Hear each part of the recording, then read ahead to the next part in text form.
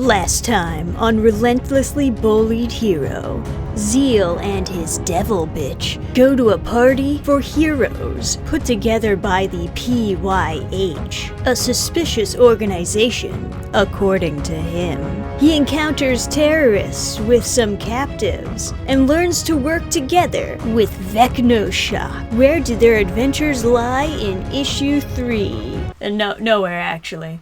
He doesn't show up in issue 3. Hello everybody and welcome back to another paid review looking at the newest issue of Relentlessly Bullied Hero. Some of you might remember that I reviewed the first issue and a little bit of the second issue last time on the channel. Now the third issue is being funded for on Kickstarter, so naturally it is my job to let you know what to expect and link you to the Kickstarter so you can get your own copy of the story. But just a general recap, this is a superhero story about our main character Zeal, who has shadow powers. His life was saved by a villain who got their powers through some deal with the devil. She can harness 7 different abilities based on 7 different sins, and she has Zeal's heart, and he promised to save her from her boredom in thanks for saving his life.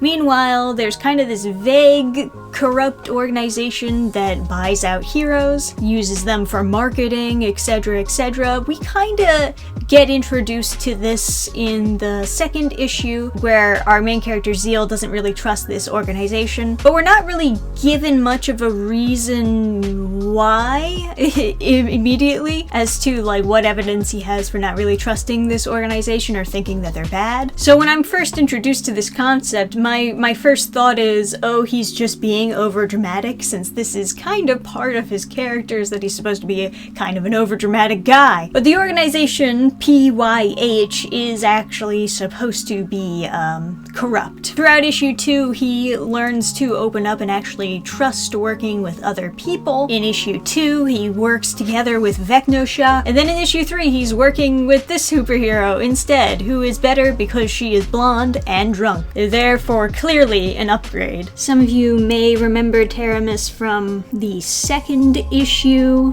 She's Vecnoshock's friend, and not that she has a huge part to play in issue 2, but you know, she's there. Now, to my surprise, we actually open up this issue with a flashback sequence, but it doesn't really reveal anything that we didn't already know. I mean, I guess the fact that Pin helped save Zeal's life is a bit different of information. Her saying that she'll kill him if he's not entertaining enough for her, which is the main hook of the series, is the fact that he's supposed to be entertaining this villain here while also doing his hero work, although we haven't really seen him doing much of that. Like in the first issue, we see him doing that all the way at the end of the issue. In the second issue, you can argue him going to the PYH party with her is kinda him entertaining her. In this issue, we just flat out get nothing. The most we get is she kinda stands next to him in the beginning. Like that. That's what we get. That's him entertaining her. That's it. They like have this exchange in the beginning, and then she complains like, stay focused on who you're meant to entertain, and he's like, of course I'm going to not break our agreement. But you know, he doesn't do anything. He doesn't do anything to actually entertain her in the issue.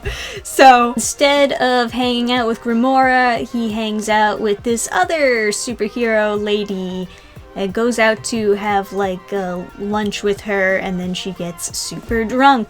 And it's funny because Grimora is like jealous, I guess. And then while she's drunk, she gets a little bit handsy with him. Hashtag me too. They have kind of this goof scene where like Grimora senses that he's in some sort of stressful situation. I feel like you can play a lot more with the visuals of this idea rather than her just kind of knowing that he's being groped by a drunk girl. Maybe instead, like, Grimora looks at the heart and she sees like it's beating faster or something, and because she knows that they're out together, she like assumes that something naughty is happening on the other side. But instead we just kind of have like the cutaway joke scene, and we also have his dialogue balloon in the cutaway joke scene. And you make it look like Zeal is in the scene with her when you do this. Anyway, so while she's drunk, she decides that she's gonna have some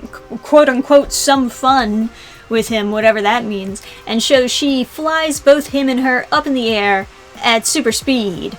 And literally all I can think when I see that is her just vomiting all over him in the next panel, considering that she is supposed to be very drunk. But during her drunken tirade, she lets loose that she's very upset about all of the rumors that are spreading about her. And we have some hint that the PYH could be the organization kind of behind these rumors spreading, as though they are punishing her for not joining with the organization. She's flying with him and he doesn't want to die or be a part of some sort of murder-suicide thing. So he has to make her feel better. And so he gives her what's kind of supposed to be an inspiring speech. It doesn't really do anything for me, but mostly just because it's not very personal. You know what I mean? Normally when you have a scene where two characters are bonding together, they're bonding over something very personal between them. For example, she's talking about how oh, I'm so sick of these rumors being spread about me. You could show flashbacks of her ripping up newspapers that say really terrible stuff about her, or her crying by herself, or something a little bit more emotionally driven. And I don't know, maybe he can respond to this with his own experiences of people not really thinking well of him as well, and then they kind of connect and bond over these two similar experiences. That's usually how you get characters to bond anyway. The speech that he gives, it doesn't really seem that much different from any other overdramatic speech that he gives at any given time, just because that's part of his characters, that he's the over-dramatic, over-the-top hero type guy. Now, of course, eventually the story does transition into Zeal catching more dastardly deeds by some bad guys, perhaps getting a little bit more than he bargained for, and Grimora once again is able to tell that he's in need of help and goes to assist him. You can use the visuals of the fact that she has his heart to show that she can tell that he's in danger. You show the heart, I don't know, you show it bleeding or something. It's a disembodied heart. You can do supernatural things with it. And my point is just playing a little bit more with the visuals to help tell the story is a very big part of doing comics in general. So overall, how do I feel about issue 3, the new issue? I'm a little bit surprised, honestly. It feels like to some extent characters keep on popping in and out. I don't know if this is leading up to some grand finale or something where all the characters we've been introduced to just come back and help or do something. But you have issue 1 where he's fighting Burst Zerker, but he gets away and we never see Burst Zerker again. We never hear about him, right? Issue 2, he fights and wins against these other guys. He makes friends with Vecnoshock, but once again, we don't hear back from him in issue 3.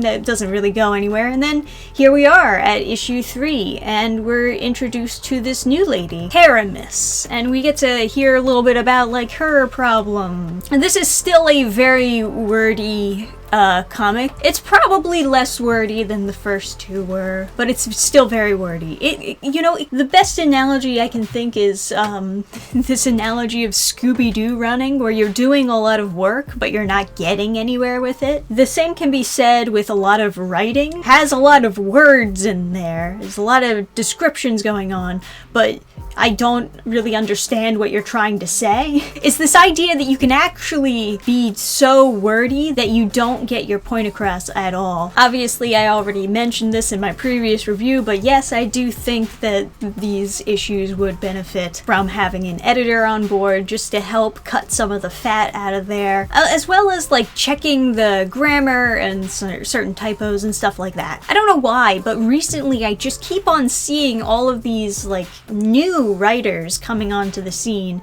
and they keep on doing this one specific thing. They keep on replacing periods with commas. What's going on here? If your sentence is complete, end the sentence. Don't just add a comma there. It's better to have multiple sentences than one really, really long sentence. I don't know what it is. Is that like a new thing? Are high school English teachers just spreading their own stupidity? You know, after looking over all 3 issues, I guess the idea is that each issue is supposed to be kind of episodic, which I'm okay with, but each new character that's like introduced doesn't really feel like they have much of a story arc to really contribute. I mean, I guess her thing is just that she's drunk and feels bad, and he like kinda makes her feel better. But it's not as though he solves her problem of them spreading rumors about her or anything. That's still kind of open-ended. So if you do want to keep in touch with where this story is headed, then please do check out the Kickstarter for Relentlessly Bullied Hero. You can get all 3 issues and get completely caught up, or you can just get updated on the latest issue with a digital copy like the one that I got. All links are in the description below, and I do recommend you check it out. As usual, of course, thanks for watching. Let me know what you've been thinking of the series Relentlessly Bullied Hero so far, and if you'd like, of course, your own comic reviewed here on the channel, shoot me an email, preferably with your gun. Like the video, subscribe for more videos like these. I'll catch you next time, guys. Bye! Program restart.